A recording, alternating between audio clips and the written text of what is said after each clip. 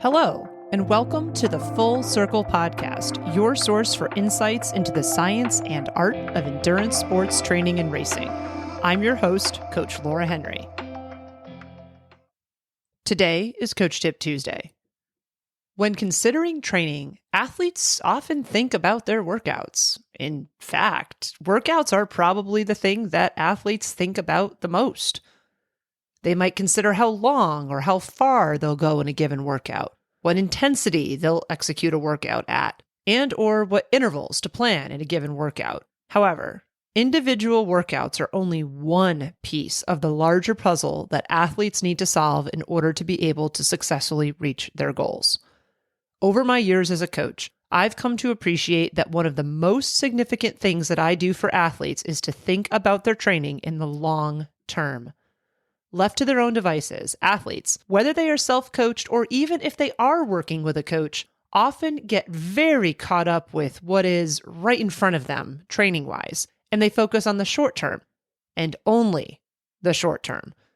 Simply put, athletes get hyper-focused on what they are doing right now, and they don't often consider the long-term forecast, including how what they do now absolutely impacts what they will be able to do later. While this kind of short-term approach works okay for people who are exercising, athletes who are training for goals and races at which they expect to reach their goals need to deploy a different strategy that considers more than what they are doing in the short term. A thoughtful and well-developed annual training plan can make the difference between reaching goals and missing them. An annual training plan is what the name implies. It's the plan for an athlete's training over the course of an annual, yearly training cycle. It can be thought of as a roadmap. An annual training plan forecasts the training phases that will be leveraged as an athlete progresses towards their goal races in a given season or a year. It also accounts for any major happenings in the athlete's life, such as milestones, weddings, graduations, vacations, and personal happenings, such as work travel or other personal stuff. Basically, the annual training plan gives a holistic, long-term, broad overview of all of the elements that need to be factored in when planning an athlete's training. Most athletes set goals, and they seek to accomplish these goals at races. Remember, races and goals are not the same thing. Races are the setting in which athletes seek to accomplish their goals, but they are rarely goals in and of themselves. That being said, it's important for athletes to prioritize their races. Not every race can be treated the same in terms of importance and priority from both a physiological and a psychological standpoint, as not every race can be the setting where all goals that an athlete sets can be accomplished. A races are the most important races in a given season or year to an athlete. These are the races where athletes are seeking to have the highest probability of successfully reaching their goals. A races require a lot of time and energy to prepare for, and they also require a significant amount of time to recover properly from. As such, I recommend using A races as the main landmarks in an annual training plan. To get started with designing an annual training plan, plot where A races fall temporally and then work backwards from these dates to plan the rest of the annual training plan. An annual training plan covers a year, which is otherwise known as a macrocycle in the endurance sports world. Macrocycles are further broken down into planning periods that are called mesocycles, and these are usually 3 to 6 weeks long. When thinking of the annual training plan as a roadmap, mesocycles are effectively the stretches in between pit stops. They are planning periods that can facilitate progress and function as checkpoints along the way to an athlete's intended destination or goals. Mesocycles are further broken down into planning periods that are called microcycles, and these are usually about a week in length. Microcycles are composed of an athlete's weekly training workouts, and these workouts themselves are the most granular aspect of an athlete's training. Once A races are plotted, you work back temporally, planning out the microcycles that make up the mesocycles in the plan. In linear periodization, which is the most common, though not the only, method of annual planning deployed in endurance sports training, mesocycles fall in a particular order that builds in specificity as the athlete gets temporally closer to their A race. Working backwards ensures that the most specific, and therefore arguably the most important, time periods of training happen at the correct times relative to an athlete's goal. This in turn helps an athlete be as prepared as possible on race day to reach their goals. These mesocycles are planned with specific intentions in mind, and they're personalized for each athlete. The three main types of adaptations we seek in endurance sports training are neural, metabolic, and physiological. Neural adaptations are responses to training the neuromuscular system. The neuromuscular system connects muscles and nerves, which control body movements and functions. Examples of neural adaptations to training include improved quality of movement, such as swimming form, cycling cadence, or running mechanics. Metabolic adaptations refer to training responses and improvements to the way that our bodies produce energy. Enhanced aerobic endurance, aka the ability to sustain an activity such as running or cycling for longer periods of time, improved respiratory function, and enhanced fuel utilization are examples of metabolic adaptations. Finally, physiological adaptations are the adaptations that occur within our body's systems and tissues. Improved tissue resilience, durability, and stronger muscles are examples of physiological adaptations. There is a cadence of up, or working weeks, where training volume and/or intensity is slightly higher than the previous week or weeks. These up weeks are followed by a down period of recovery in each mesocycle. How many consecutive up weeks are planned is individualized to each athlete, but I've found that a ratio of 2 up weeks followed by 1 down or recovery week works well for most age group athletes. More traditional or old school models of planning used to call for 3 consecutive up weeks, but I have found that most age group athletes are leading busy enough lives that the 3rd up week is not as high quality as the first 2. And this is due to the fact that athletes are mentally and physically fatigued by the time that 3rd week rolls around. As such, it's more practical to plan for a recovery week at that timing so that the athlete can rest a bit before heading into another round of up weeks. Quality, not quantity, of training weeks strung together over the course of an annual training plan has the most significant impact on an athlete's adaptations and performance gains over time. All this being said, sometimes life events and/or the timing relative to races necessitates changes to this cadence of up and down weeks. So for instance, if there's an odd number of weeks where you can't break it up into neat blocks, like say you have 13 weeks to go instead of 12, you might need to have 3 weeks up and then a recovery week. And then the other mesocycles would be planned as 2 up, 1 down to get to that total of 13 weeks. While an annual training plan is meant to be much less specific than individual training weeks are when they are planned, an annual training plan can and should contain the broad ideas about and outline how to build volume, intensity, and training load over the course of that annual cycle. Additionally, it can and should include the appropriate outlines for regressions from those elements during recovery weeks. Within the plan for each microcycle of training in an annual training plan, you can plot out your intended progressions for your key workouts each week. For many athletes, this involves planning out a solid progression to build their volume on long endurance workouts. For other athletes, this may include a progression for certain intervals or skills, such as completing threshold intervals or speed work. Finally, you can include notes about when you intend to complete any benchmark testing, such as functional threshold power testing on the bike or lactate threshold heart rate testing on the run. While the actual contents of individual workouts should not be planned until you see how your workouts unfold over the course of your training, you can sketch out this rough overview for them to help guide that specific workout planning when the time comes.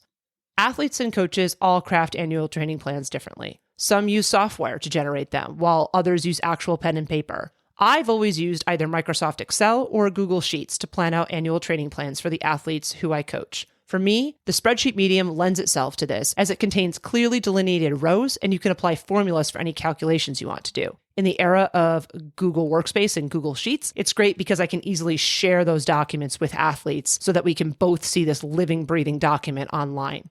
All of this being said, annual training plans are simple at their core in terms of how they are planned out and laid out. What we're really seeking here is a visual representation of an athlete's training year that is easy to read and understand. And there's a link to an example of an annual training plan that I crafted in the show notes of this episode. Individual workouts help athletes prepare physically and mentally for their intended goals. They impose a stimulus in the hope that that stimulus will, in turn, yield desired adaptations that will prepare athletes to meet their goals. Many athletes consider the physical adaptations that they will need to incur if they are to reach their goals, but the mental adaptations to training are just as important, if not more so, than the physical ones. While individual workouts are obviously important, the most significant thing about workouts is how they relate to each other and build off of each other over time, both from a mental and a physical standpoint. This is where an annual training plan becomes so important. An annual training plan represents the thoughtfulness of how each workout builds on each other to collectively add up to give an athlete the highest probability of success when it comes to reaching their goals. While knowledge about training science and training plan design is important when it comes to crafting an annual training plan, I've learned that this process is at least equal parts art and science. The art side of designing an annual training plan accounts for the fact that an athlete's training needs to be as simple as possible, while still addressing all of the complexities of endurance sports training. One of the most significant complexities of training is perhaps a surprising one. The most complex aspect of endurance sports training is that humans are, well, humans. Each individual athlete is unique. While there are certainly best practices that can be deployed in training for every athlete, how those practices are planned for, leveraged, and applied manifests at least slightly, if not entirely, differently for each athlete. Every athlete has a different history in sport, different injury history, different motivations for training, different goals, different strengths, different limiters, and most importantly, a different life. No two athletes will ever live the same day-to-day existence, so it's impractical to think that applying the exact same strategy or training plan to two different athletes will be practical, let alone successful. As such, two athletes training for the exact same race may very well have, and realistically should have, two different annual training plans. Their training phases and mesocycles will likely be different lengths. The rate at which their volume, intensity, or skill work builds may be different. For example, one athlete may have a 3-hour long ride in one week, while a different athlete has a 2-hour long ride in that same week. Their life happenings will not be the same. So one athlete may not be training one week while they have a family wedding out of state, while another athlete who is home and on their normal routine has a full week of normal training. You get my point. An annual training plan is a highly individualized, highly personalized roadmap for each athlete who it is designed for. An annual training plan is a living document, meaning that it is not quote-unquote done once it is planned out, nor is it meant to be a rigid approach to one's training. Instead, it should be monitored, maintained, and modified throughout the year to account for what actually unfolds in an athlete's training and in their life. There are basically 3 ways training can go: as expected, better than expected, or worse than expected. Well, every athlete I've ever met anticipates that their training will go as expected, and they often hope that it will go better than expected. My experience has shown me that things rarely go as expected. Life happenings happen. Family needs change. You can get sick. Work projects come up. You get an all-expenses paid trip to the Bahamas. You get it. Because of all this, training happenings happen. Impacts to training happen. Training unfolds differently than you expect. The most important thing an athlete can do in their own training is to assess where they currently are, see how training actually unfolds, and chart their future course in training accordingly. And they need to do this on an ongoing basis, not just at the beginning of when they're starting to train for something, but this is an ongoing process. This, planning for training based on how things actually go versus how one predicts or hopes that they might, is the main difference between true coaching and a training plan. When it comes to an annual training plan, this may mean extending some training phases, such as base phase or build phase, altering the cadence and ratio of up and down training weeks, or revising goals and or races that were originally accounted for in the annual training plan. As you move through the year, you may discover that you have different training strengths and limiters than you originally thought. For instance, you may have thought that your hill climbing skills were proficient, but find yourself struggling on climbs. Or you may find that long workouts take a lot out of you and require a bit more recovery time than you expected. As you learn more about what is going well and what you may need to spend additional time working on, you can revise your annual training plan to reflect these things so that you are continually working towards being as prepared as possible for what you are actually seeking to accomplish on race day. Your annual training plan should always be a reflection of what you need most in training and what will serve you best in training as you pursue your goals. The willingness to have an open mind and to be flexible about modifying things along the way, even if they are significantly different than what you originally anticipated, is one of the most profound things you can do to help set yourself up for success over the long term. When seeking to solve any complex problem, the answer almost always lies in the fundamentals. Training can absolutely appear to be a complex problem, especially when an athlete is deeply invested in it and their goals. However, the answer to the question, what is the best training, doesn't lie in a complex formula, a catchy video short, or a glitzy, quote-unquote, new approach. The fundamental approach of planning out an annual training plan helps transform training from being a complex problem into a manageable one. Doing this, taking the time to thoughtfully plan out your long-term path to your goals, will take you much further than any other fancy or complicated sounding approach you might hear about. Having an appreciation for how each piece of your training fits into the larger puzzle and understanding the path forward that you are taking will help you proceed towards your goals with confidence. That was another episode of the Full Circle Podcast. Subscribe to the Full Circle Podcast wherever you listen to your favorite podcasts. If you like what you listen to, please be sure to leave us a rating and review, as this goes a long way in helping us reach others.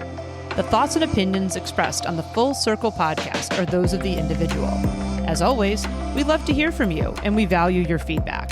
Please send us an email at podcast@fullcircleendurance.com or visit us at fullcircleendurance.com/podcast. To find training plans, see what other coaching services we offer, or to join our community, please visit fullcircleendurance.com. I'm Coach Laura Henry. Thanks for listening.